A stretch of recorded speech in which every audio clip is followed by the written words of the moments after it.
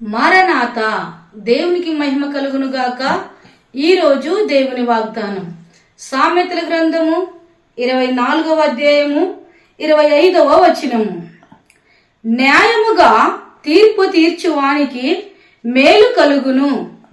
న్యాయముగా తీర్పు తీర్చే వారికి మరి దేవుడు మేలు కలుగ చేస్తాడు.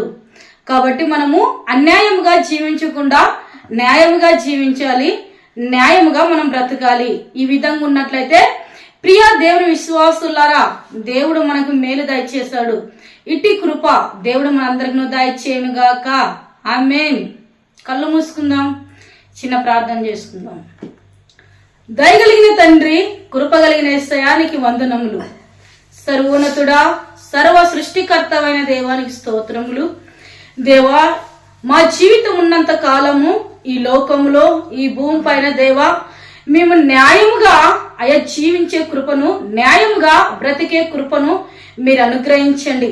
మేము న్యాయముగా బ్రతికి దేవా, నీ నిండైన మెండైన దీవెనలు మేము పొందుకునే కృపను దేవా మీరు మాకు అనుగ్రహించండి. ప్రభా, ఈ ఉదయకాలంన ఈ వాగ్దానం ఉంటున్నా, ఈ వాగ్దానం చూస్తున్నా ప్రియ దేవుని విశ్వాసులు అందరినీ దేవా పేరు పేరు మీరు దీవించి ఆశీర్వదించండి.